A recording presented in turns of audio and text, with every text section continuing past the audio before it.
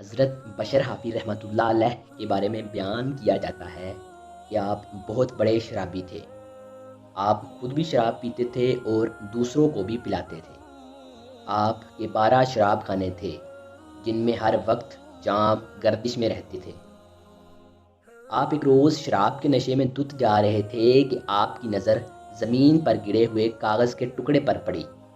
جب آپ نے اسے غور سے دیکھا تو اس پر بسم اللہ الرحمن الرحیم لکھا ہوا تھا۔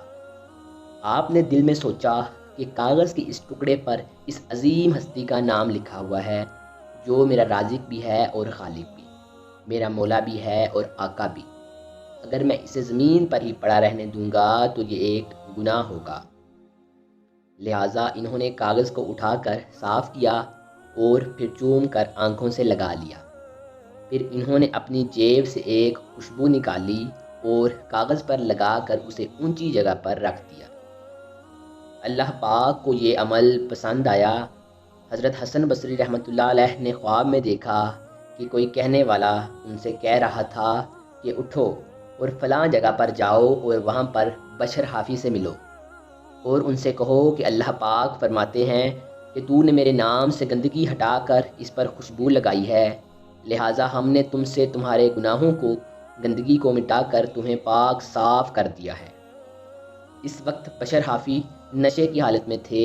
جب انہیں بتایا گیا کہ حضرت حسن بصری رضی اللہ تعالیٰ عنہ ان سے ملنے کے لیے آئے ہیں تو وہ پریشان ہو گئے اور سوچنے لگے کہ شاید مجھے میرے گناہوں کی وجہ سے اللہ پاک کے عذاب کی خبر دینے آئے ہیں۔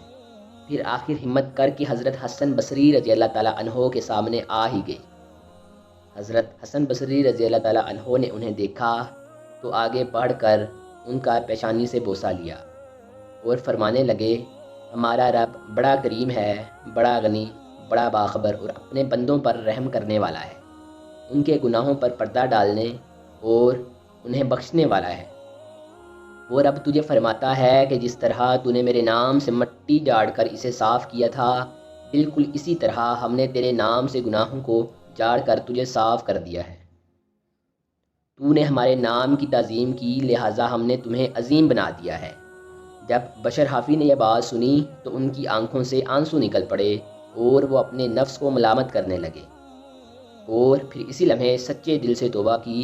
اس کے بعد آپ رحمۃ اللہ علیہ نے 40 بار جنگوں میں شرکت عطا فرمائی اور 40 بار ہی حج کی سعادت حاصل فرمائی اور پھر 40 سال تک ہی اولیاء اللہ کی زیارت میں لگے رہے۔ آپ رحمۃ اللہ علیہ پاؤں میں جوتا نہیں پہنتے تھے اور ننگے پاؤں ہی رہا کرتے تھے، جس کی وجہ سے آپ کا نام حافظ یعنی کہ ننگے پاؤں والا پڑ گیا۔ ایک دن کسی نے آپ رحمۃ اللہ علیہ سے پوچھا کہ آپ جوتے کیوں نہیں پہنتے ہیں تو اس پر آپ فرمانے لگے، رب تعالیٰ کے قرآن پاک میں ارشاد ہے، ہم نے زمین کو بچھونا بنایا ہے تو میں اللہ کے بنائے ہوئے بچھونے پر ننگے پاؤں کیسے چل سکتا ہوں۔ اور جب آپ رحمۃ اللہ علیہ کا وصال ہوا تو ایک شخص نے خواب میں دیکھا کہ آپ معروف کرخی رحمۃ اللہ علیہ جنت میں سبز گھوڑوں پر ہوا میں اڑتے ہوئے جا رہے ہیں۔